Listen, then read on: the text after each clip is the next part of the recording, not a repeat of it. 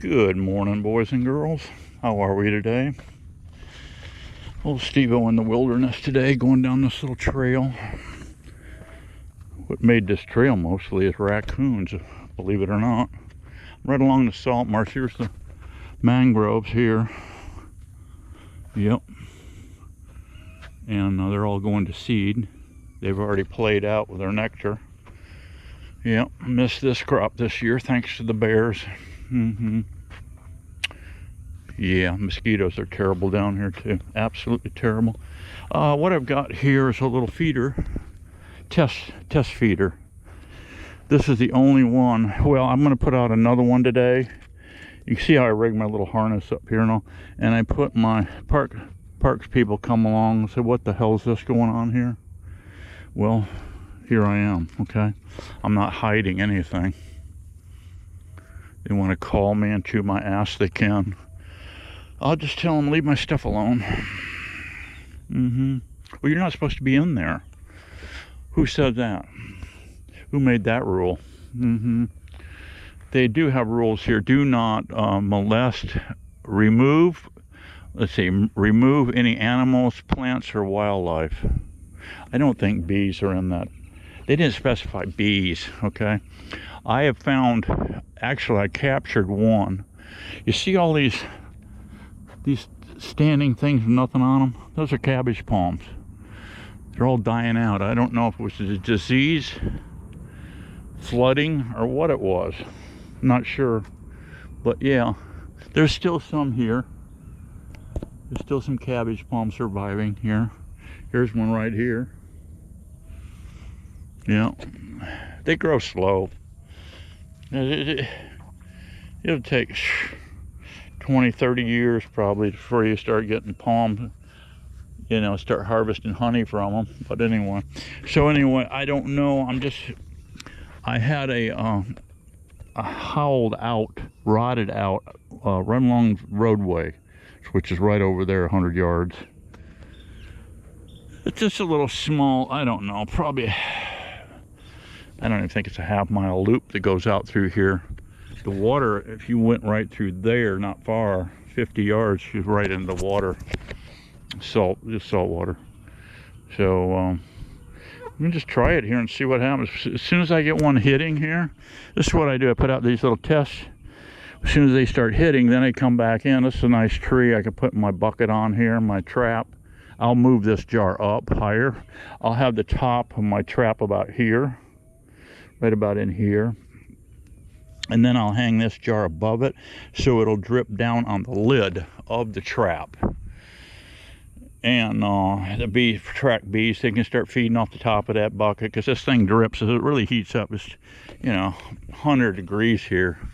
And when that temperature really gets high, this syrup in this thing gets, pressure on it, and it'll start dripping a little bit. You see it's dripping all over this pine here, this yellow pine. So anyway, once the bees start hitting, then I bring in the trap and put the trap in, the bucket trap. I've got 2 more. I got to spray paint them up today. And so I'm just making my rounds this morning. I got to set out 2 coon traps. Actually, right there, you can see the water right there. It's just wiggling with fish. Yeah. Mud puppies in there working. They're in there eating mosquito larvae and everything else. So yeah, I gotta mow the hayfield today, so I got enough on my plate today. Anyway, I thought I'd bring you along this morning, show you what I got going on today. Steveo keeps busy. I get in trouble, guys. I'll get in trouble if I don't stay busy, Miss Stacy knows that too, so she don't mind me staying busy with little beekeeper, trapper stuff and this and that, She said, well, if he's doing that, he's not out there running the titty bars or something crazy. Yeah, I can get crazy with that kind of stuff, guys. All right, let's head on down the road. I got about 5 miles to go south, and I'm going to set up another feeder on the waterfront. Yeah, I got a long sleeve long sleeve shirt on.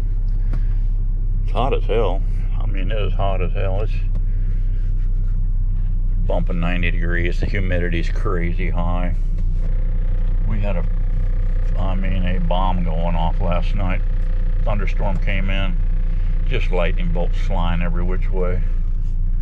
Of course, my internet went out.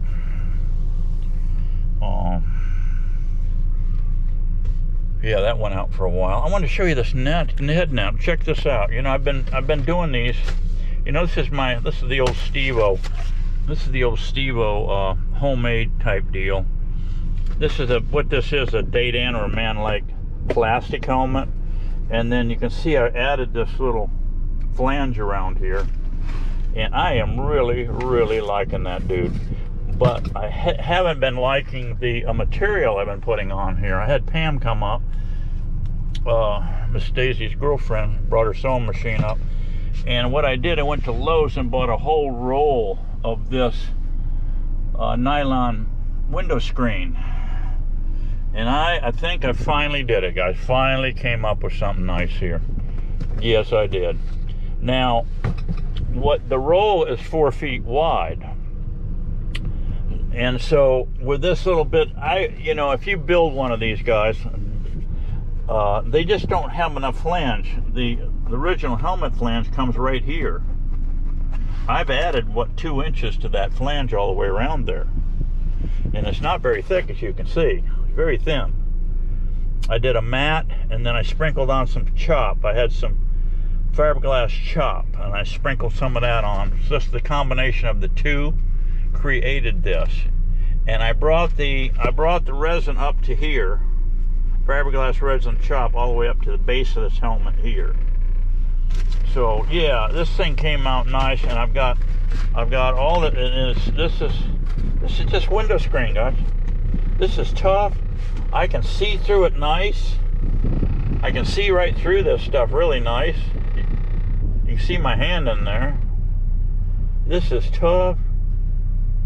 And all I had her do was put this little, about a 3/4 inch fold around the length. I cut this thing 4 feet long, because that was the width of the roll. And then I cut it 2 feet 2 inches. That was just a number I had in my head, and I did it, and it worked out great. So that's the depth of this thing. Now, it was a little tight here. I think this diameter is 17 inches, and with that 4 foot length, it was kind of tight wiggling it on, but we did make it. We did make it, as you can see. It's a little tight down here, but it's no big deal. I could have used about 4 foot 6 inches, and I would have had enough material to get down, but it's fine. And then we just put this stretchy stuff around it, through there. And what I did to feed this rope through this little pocket, she made a pocket top and bottom, see? Top and bottom on this thing. And then she sewed it up, the back. See, there's a run up the back here. This is the back end. And she got a pocket all the way around. Then you bring the sides together, and then you sew it down this way. It's a very simple design and build. And then to feed these ropes through is a little tricky, but what I did was took a bamboo skewer, you know, like the ones you get for barbecuing, and I cut her like 6 inches long, and then I went on the grinder, I smoothed the end. I cut off the sharp end, didn't need it, and then I took a T-pin, put it on my torch, heated up red hot, and melted a hole right through that bamboo where I could pass my B50 bowstring material through to sew on to my rope. And we did it with the rubber, the elastic part on the top, and the rope itself. And this, you can use paracord. This is a nylon. This is a braid. I don't know what size that is, maybe 3/16. Yeah, I'm loving that, guy. I am loving that hat. I bought a $60 one from Man Lake. It's got a wide brim cloth hat. I don't like the way it fits me, and so I had Pam come up. She sewed this up for me, and she sewed up 2 of them, so I have a backup also. But I bought a roll. The whole roll, oh my God, the whole roll is like, I think it was 10 feet long. 4 feet wide and 10 feet long. So I cut, to make these nets, I made them cut them 4 feet, which was the width of the roll, 2 foot 2 inches down, and that gave me this here. But if you guys build one of these, fiberglass up your own, it's no big deal. You just take a piece of plywood and take mirror glaze car wax, put about 4 coats on there, put this helmet, you get this helmet, put it down, and put some screws to it to hold it so it don't shift around on the plywood, and then you can and just lay it up. Put that fiberglass on there, lay it up. When you get done, you're gonna have raggedy edges sticking way out here. Just run around with a saber saw or a wheel cutter and cut that fiberglass, and it'll pop right off of that plywood because you've put 4 coats of mirror glaze car wax on there. That fiberglass won't stick to that plywood, and you could reuse it if you wanted to.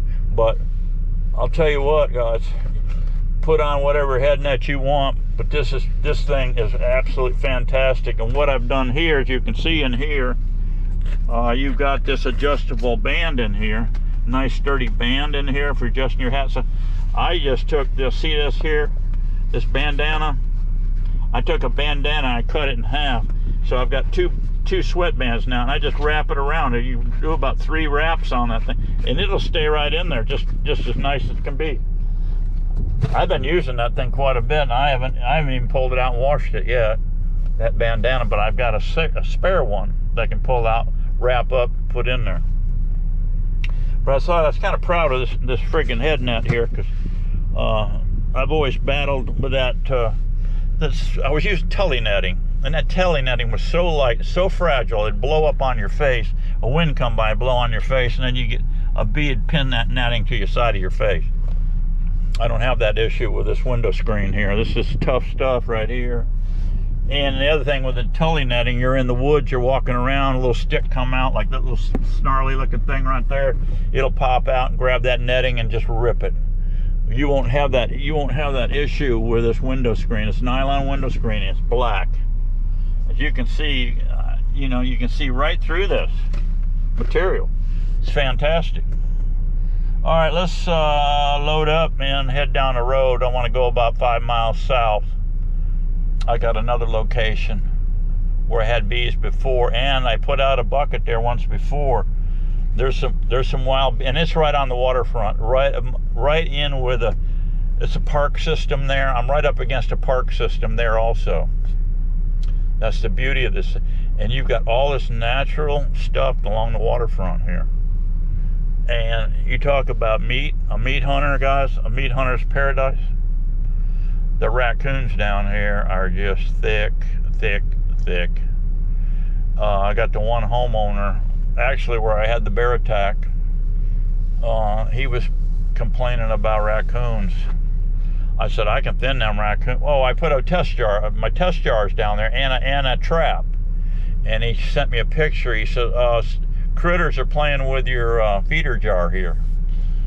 I knew it wasn't a bear. If it was the bear, he'd probably just rip the whole trap down and jar and all. But he may have moved on, because we haven't seen any issues with him. He said the bear was messing with his bird feeder, so he's been taking that in every night. What a pain in the ass that is.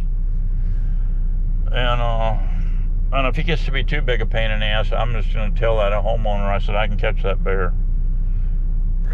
State Department will want to just throw me under, not in jail, but under the jail if I took that bear.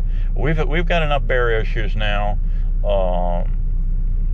They're not going to tear up my livestock anymore. No, they do. They're going to be terminated. Can't have it. And they can do, I mean, beehives, what are they today, guys? $300? They could take out a half a dozen in one night. Yeah, half a dozen times 300. How about that? How about that stupid shizit? The bear don't need to be down here. doesn't even need to be here in this park where I'm sitting here either. It's just too dense. There's right over here is houses. That right there is a peak of a roof that is that's a huge mansion right there. And then there's some townhomes down through here. No, the bear don't need to be here. They need to be further north. I'm sorry. I'm sorry, all you bunny huggers. No, you're not going to have your own way on this one. Steve won't let you know. You want to see a bear, go north. Go up around Gulf Hammock. Go Ocala National Forest. Go to the UP. Not the UP, but the upper Michigan. Michigan. I get Michigan. I've been back and forth so much that, you know, I get Michigan and Florida mixed up. But anyway, Florida, North Florida's got a ton of bears.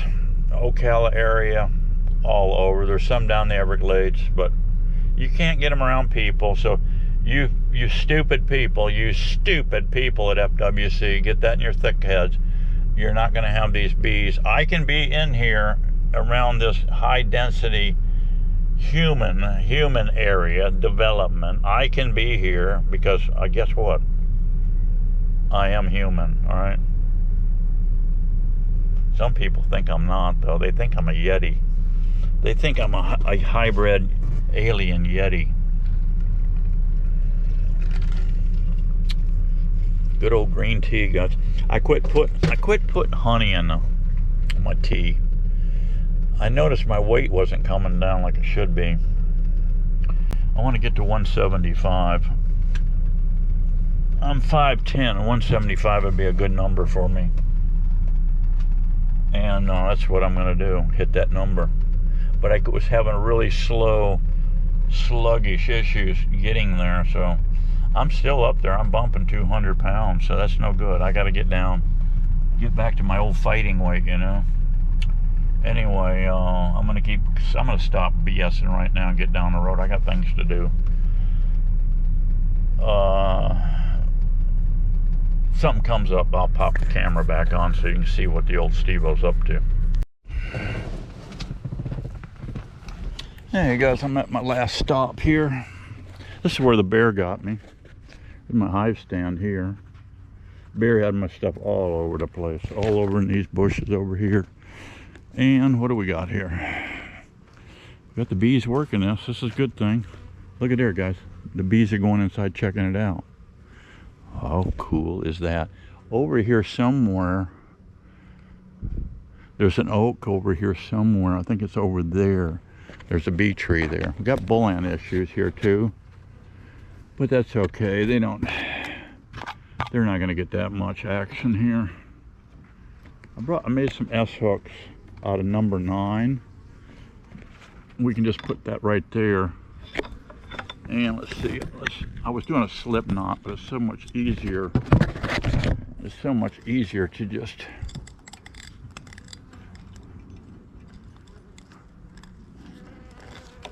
so much easier just to hang it from this S hook here. I think I need to shorten up my line a little bit here. Shorten this thing up a little bit. Mosquitoes down here, guys, are just terrible.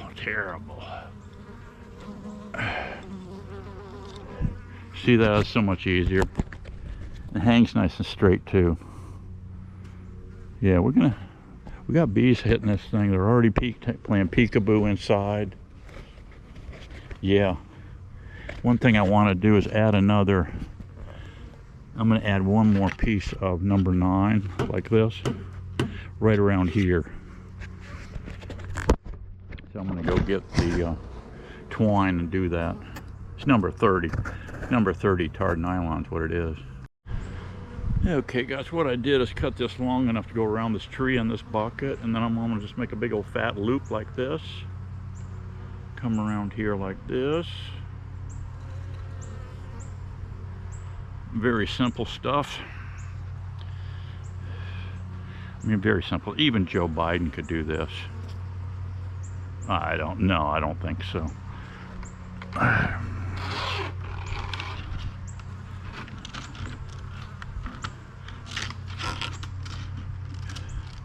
Guys, that stupid fool can't even ride a bicycle without falling off. Yeah, basically all I'm doing here, you see, run around and put the line through. I got mosquitoes just trying to eat my ass alive, guys.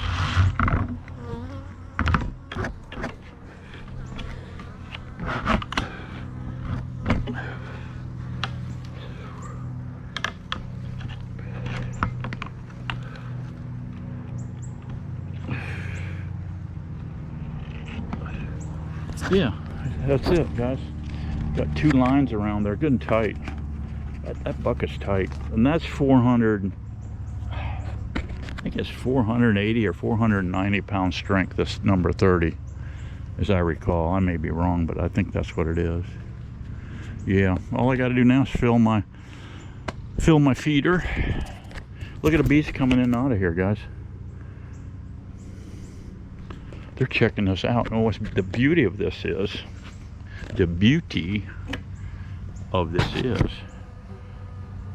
in this bucket, I put in, like, in my little crock pot, I put in about 30 drops of lemongrass in there. So this wax that coated the entire inside of this trap is impregnated with lemon grass. How sweet is that? How sweet is that, baby?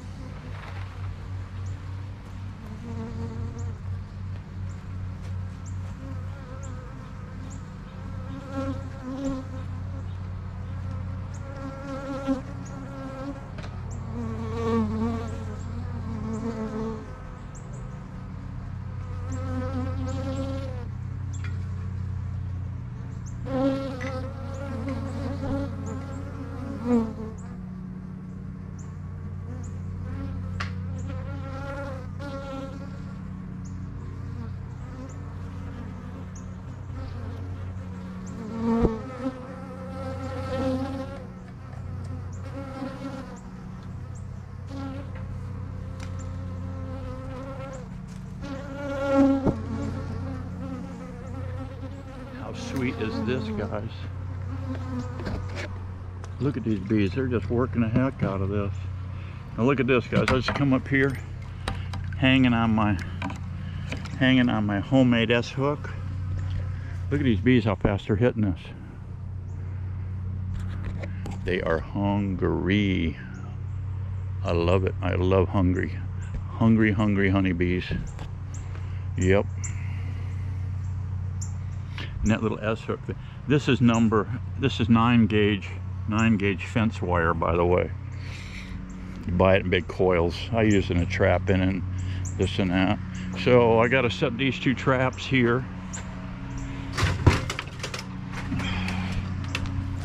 See if we can't get a coon or 2.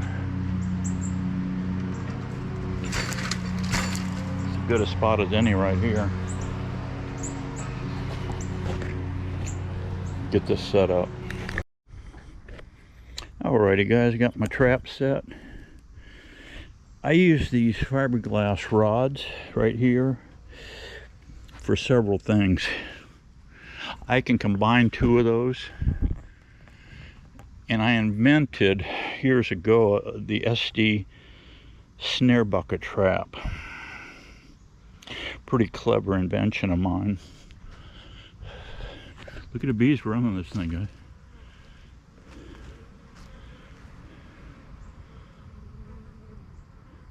Scout bees are checking it, guys. I have gotten swarms, guys, in September. We're getting close.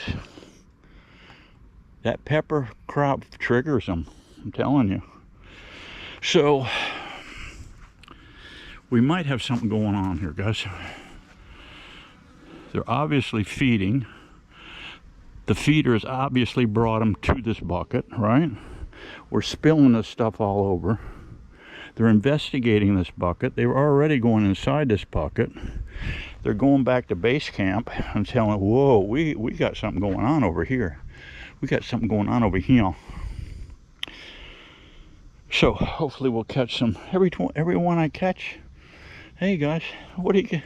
Package piece today? What is that? 2 1/4, $2.50, $2.75 for a frickin' package of bees. Plus I get a swarm. I'm gonna have comb in here that I can cut out and salvage, and rubber band into frames for startup. I haven't seen them doing anything with this stupid box. I was spent a bunch of time building those stupid things. I don't think I'll do that again. These buckets are the way to go. They're fast, easy, and attaching to a tree with number 30 tarred nylon is a sweet deal. So yeah, I've got these baited, and how I get that can way in the back, I take this fiberglass rod, I pre-bait it up front a little bit here, some teaser bait, and then I shove that can clear in the back with a stick, and then I use it as a stabilizer, because the coon will come up and try to move it. Well, that stabilizes that trap. They'll test this trap. They'll screw with it and test it. But if it doesn't jiggle much, they're going to go, huh, I got to get in here, and they go on in. And Steveo is going to be skinning their asses out. All right.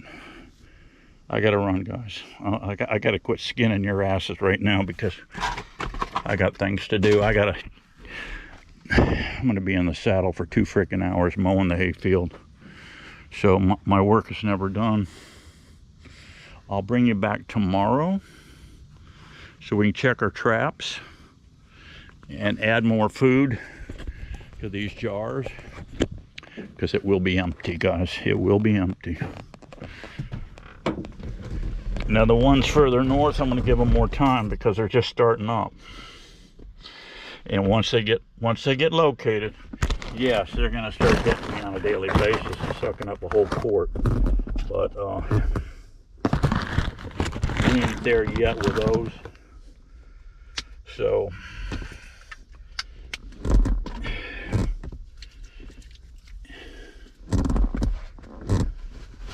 and right now, guys, I smell like a sardine factory because I got that sardine juice on my hands. I smell like a can of sardines. All right, I'll see you tomorrow, guys. Be happy, be strong. You know we're gonna keep getting it on. See ya.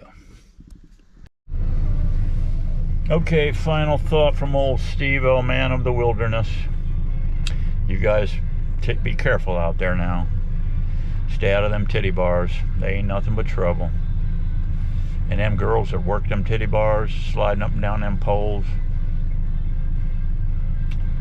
they could probably smear some snail trail stuff on you guys you can't scrub off with Ajax, okay?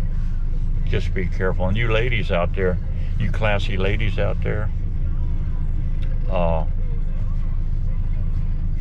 Steveo says, keep mosquitoes. I still got mosquitoes in here from the flipping swamp out there. Steveo said, keep that sweet little taco you got smelling good. Eat lots of pineapple. Keep that thing smelling great, and keep that thing shaved smooth as a baby's ass, because old Steveo just loves it. See you on the next one. Bye bye.